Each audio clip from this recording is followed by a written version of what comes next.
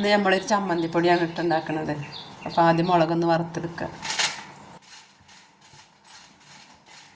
2 തേങ്ങയുടെ ചമ്മന്തിപ്പൊടിയാണ്. അപ്പോൾ ഒരു 12 മുളക് എടുത്തിട്ടുണ്ട്, വറ്റൽ മുളക്. അതൊന്ന് മൂത്തതിൻ്റെ ശേഷം നമുക്ക് കുറച്ച് മല്ലി ഇടാം. ഇനി നമുക്കൊരു ചെറിയൊരു കയ്യിലൊരു കൈ മല്ലി ഉണ്ട് കേട്ടോ, മുഴുവൻ മല്ലി. അത് ഇട്ടിട്ടൊന്ന് വറുക്കുക. മുളകും മല്ലിയും വറുത്തെടുത്തിട്ടോ. ഇനി നമുക്ക് അതിലേക്ക് തേങ്ങ ഇട്ട് കൊടുക്കുക. 2 തേങ്ങയാണ്. ചെറിയ ഉള്ളി, വെളുത്തുള്ളി, ഇഞ്ചി ഇത് 3ഉം പാടെ ചെറുതാക്കി അരിഞ്ഞതാണ്. ഇത് ഇതിലിട്ട് കൊടുക്കുക.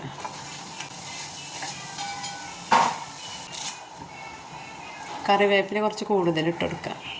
നന്നായി ഇളക്കി കൊടുക്കണം, അടി പിടിക്കാതെ കരിയാതെ നോക്കണം. ഇതിലേക്ക് നമുക്ക് പുളി ഇട്ട് കൊടുക്കുക. ഇനി നമ്മൾ ആദ്യം വറുത്ത് വെച്ചില്ലേ മല്ലി മുളക്, ഇതിൽ തന്നെ ഇട്ട് കൊടുക്കുക. ഇത് നല്ലോണം ഒന്ന് ചൂടായിട്ട് കിട്ടാൻ വേണ്ടിയിട്ടാണ് നമ്മൾ ആദ്യം ഒന്ന് വറുത്തെടുത്തത്.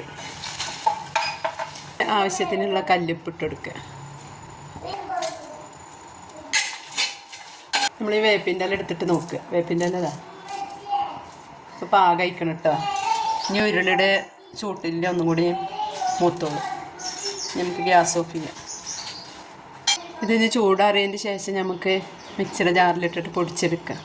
ഇത് ചാനൽ ആദ്യമായിട്ട് കാണുന്നവരുണ്ടെങ്കിൽ ഒന്ന് സബ്സ്ക്രൈബ് ചെയ്യുക, ലൈക്ക് ചെയ്യുക, ഷെയർ ചെയ്യുക, കമൻറ്റൊക്കെ ചെയ്യുക. ഇനി നമുക്ക് മിക്സിയുടെ ജാറിൽ ഇട്ട് കൊടുക്കട്ടെ. മുളക് ആദ്യം ഇട്ട് കൊടുക്കാം. നമുക്കിത് പൊടിച്ചെടുക്കുക. ചമ്മന്തിപ്പൊടി ഇതാ മിക്സിയുടെ ജാറിൽ നമ്മൾ പൊടിച്ചത്. ഇനി എല്ലാതും ഇതേപോലെ പൊടിച്ചെടുക്കുക. ചമ്മന്തിപ്പൊടി റെഡിയായി. എല്ലാവരും ഇങ്ങനെ ഒന്ന് ഉണ്ടാക്കി നോക്കൂ.